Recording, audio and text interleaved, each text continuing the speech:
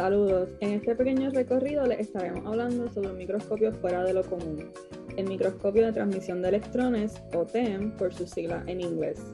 Podremos aprender un poco sobre lo que es este interesante instrumento y cómo podemos aplicarlo en diversos campos de la ciencia. Antes de comenzar, nos presentaremos formalmente. Mi nombre es Andrea Cortés. Y yo soy Isis Carmona. Ambas somos estudiantes del curso de Análisis Químico Instrumental ofrecido por la doctora Liz Díaz, profesora del Departamento de Química de la Universidad de Puerto Rico, recinto de Río Piedras. Nos place tenerte hoy con nosotros y esperamos que disfrutes de este video. Para poder estudiar materiales u organismos que sean de tamaños bien pequeños o simplemente para poder observar sus detalles, se han ido creando distintos instrumentos que permiten la magnificación de los mismos. Entre estos se encuentran la lupa, el microscopio óptico y el microscopio de transmisión de electrones o TEM. Estos se caracterizan por utilizar distintos lentes que funcionan al provocar una refracción para que así se puedan obtener imágenes de la muestra estudiada que varían por la complejidad o especificidad del instrumento. Como un microscopio regular, el TEM utiliza diversos lentes para poder observar a mayor magnificación una muestra. La diferencia principal es que el TEM utiliza una fuente de electrones en vez de fotones para poder producir una imagen. Su característica resolución se debe a que el haz de electrones posee un menor largo de onda que los fotones. Con este haz de electrones es posible estudiar detalles que no se pueden observar a simple vista, tales como la morfología, tamaño, estructura cristalina y composición atómica de la muestra. Este instrumento incluso permite ver los átomos que componen la muestra. Sus límites operacionales habilitan que se pueda observar imágenes con un máximo de magnificación de hasta 1.000.000. También es necesario que la muestra tenga un grosor menor a 100 nanómetros, todo dependiendo del voltaje de electrones que se utilizará para analizar la muestra. Andrea les estará hablando de esto y otros detalles a lo largo del video. Existen una serie de factores que pueden afectar los análisis que se llevan a cabo. Es por esto que el microscopio no puede ponerse en cualquier lugar. Las vibraciones pueden distorsionar la imagen y disminuir la resolución. Caídas, personas caminando, mover muebles, carros pasando y hasta aire acondicionado podrían causar vibraciones. Además, el instrumento se supone que esté diseñado para obviar el ruido creado por frecuencias de radio. No obstante, a veces no se logra a frecuencias de 3.000 Hz o menos.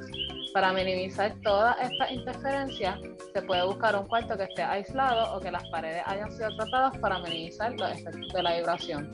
Para mantener la temperatura estable sin que se afecte el análisis, se puede emplear un sistema de paneles de enfriamiento. Como pueden observar, los TEM han cambiado con el tiempo, pero en la actualidad siguen reteniendo un diseño similar. Bueno, ahora vamos al laboratorio para mostrarles un TEM y cómo utilizarlo. Recuerden ponerse su bata. Hoy en día, las partes principales de un TEM siguen siendo las mismas. Tienen un panel de control que se utiliza para mover la muestra. Algunos también traen pedales para ajustar la inclinación de la muestra en diversas direcciones. Para observar la muestra, antes se utilizaban lentes oculares, tal como en microscopios de luz, pero hoy en día se puede observar de manera más cómoda a través del monitor. También se le pueden sacar fotos a la muestra. Describiría la columna como la parte más importante del microscopio y donde ocurre toda la magia. Una fuente de electrones dispara los electrones derechitos a través de toda la columna. Los electrones pasan por la muestra e interactúan con ella. Eventualmente llegan a la base de la columna y chocan con una pantalla fluorescente. Cuando se hacen experimentos, el interior de la columna queda sellada al vacío. En comparación con un microscopio de luz típico, la fuente se encuentra en la parte superior. Usualmente, la fuente de electrones es una termoiónica. Un filamento, comúnmente un cable de tungsteno, se calienta. Un voltaje acelerado se le aplica a la tapa del cátodo, la cual debe estar más negativa que el filamento. Luego, se le aplica una pequeña corriente de emisión al filamento, lo que causa la liberación de los electrones. Un resistor crea una diferencia en voltajes negativos entre la tapa del cátodo y el filamento. Esto permite la formación de una nube de electrones en la tapa del cátodo. El ánodo, al estar cargado de manera positiva, los electrones se verán atraídos hacia este. Al final, esto resulta en que se supere la repulsión negativa en la tapa del cátodo y que los electrones aceleren a través de un agujero en el ánodo. Hay tres aperturas que quedan señaladas en la imagen. En la apertura del condensador se puede elegir el tamaño del haz de electrones. A menor tamaño de haz, menor intensidad y mayor resolución. En la apertura de objetivo se pueden filtrar los electrones que se hayan desviado. Esto aumenta el contraste de la imagen. Es por esto que las imágenes obtenidas por el TEM son dark field en lugar de bright field. La última apertura es para la difracción de electrones. Esta permite seleccionar un área de interés y así decidir de dónde crear el patrón de difracción de los electrones. En el viewing screen se encuentra la pantalla fluorescente. Se puede observar cómo brilla cuando los electrones chocan.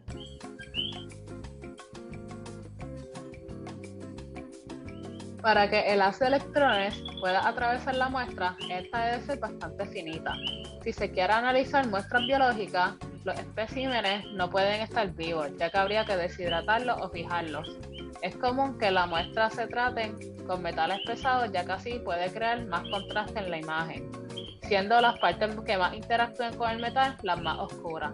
Además, estos procesos deben hacerse bastante rápido, ya que las muestras biológicas pueden cambiar de forma y apariencia una vez fijadas. El TEM no necesariamente se utiliza para muestras biológicas, ya que existe un sinnúmero de muestras que se pueden analizar con este instrumento. Además de los métodos ya mencionados, las muestras pueden ser tratadas con tinción, calor, frío, exfoliación y entre otros. El método empleado va a depender del compuesto que se quiere analizar. Una vez tratadas las muestras, se ponen en rejillas de metal. Estas rejillas son como una malla. Tienen muchos agujeros pequeños y se pueden conseguir de diversos tamaños y cantidad de agujeros. Las rejillas tienen un film que comúnmente es de carbón. La rejilla con la muestra se pone en el sample holder. Este se inserta en la columna del TEM. Existen varios tipos de holders y desde los más simples hasta los que se pueden colocar más de una muestra a la vez. El que se utilice va a depender del tipo de experimento que se esté llevando a cabo y el material siendo analizado.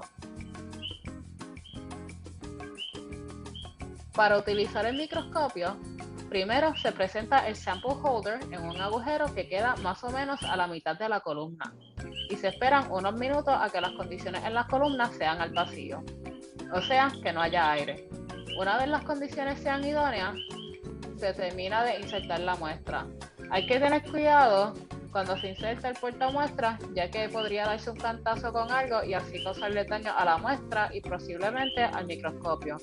Primero, hay que verificar que el nivel del vacío sea el correcto. Luego, se puede comenzar a disminuir la aceleración del voltaje. Después, se puede volver a subir el voltaje. Hay que verificar que el valor de la corriente del haz sea el torque value. Debería ser alrededor de la mitad de la aceleración del voltaje. Seguidamente, se va aumentando la aceleración del voltaje en incrementos de 10 kilovoltios hasta llegar al valor adecuado para el experimento. Luego se prende el filamento, o sea, la fuente de electrones. Una vez prendida, se supone que se pueda observar la muestra en el monitor. Ya habiendo obtenido la imagen de la muestra, hay muchísimos datos que se pueden obtener y cuantificar. Este instrumento posee la habilidad de realizar un análisis cualitativo, ya que nos permite observar a una gran magnificación la superficie de la muestra. Esto ayuda a poder entender la morfología de la muestra y entender mejores aspectos característicos de la misma. Se obtiene al generar la imagen luego de que el haz de electrones atraviese la muestra, permitiendo que por método de fluorescencia pueda generar una imagen tal y como mencionó Andrea anteriormente. Lo que distingue un microscopio regular a un TEM es el haz de electrones, ya que los electrones poseen un menor largo de onda que los fotones utilizados en microscopios regulares y, consecuentemente, proveen una resolución mucho mayor. Igualmente, permite hacer diversos análisis cuantitativos. Al estudiar la superficie de la muestra, se pueden realizar estudios de análisis elemental para así poder saber la composición de la muestra. Como pueden ver en la imagen en las gráficas de la parte de abajo, los picos indican la intensidad en la que se muestran los átomos. Para la gráfica rosa, por ejemplo, la muestra estudiada era una nanopartícula de óxido de hierro. Por lo tanto, en el análisis elemental se confirmó que estuvo presente el átomo de hierro y oxígeno en la muestra. Se puede cuantificar el porcentaje de masa presente de cada átomo. Este instrumento tiene múltiples aplicaciones en el campo de las ciencias. Dentro de ellas, se puede utilizar mucho en la cristalografía y ciencias de materiales. Con el TEM es posible determinar el empaque cristalino obtenido de las muestras. Esto es muy útil para poder saber los látices de los cristales y saber sus arreglos cristalinos. Es sorprendente cómo este instrumento incluso permite observar los átomos presentes en las muestras, lo cual es muy útil para esta rama. También, el TEM se utiliza para poder generar imágenes de organismos biológicos. Con este microscopio es posible observar cosas tan pequeñas como los organelos de las células. Esto ha sido un gran avance para poder entender los procesos que ocurren dentro de las células. Si alguna vez te has preguntado que cómo es posible tener imágenes de las células en los libros de ciencia, pues ya sabes la respuesta. Igualmente, la nanotecnología se ha visto muy beneficiada con el uso del TEM. Este microscopio provee acceso a estudiar los tamaños y morfologías de compuestos y materiales sintetizados a nanoescala. Por lo tanto, el TEM es esencial para estudios de esta rama.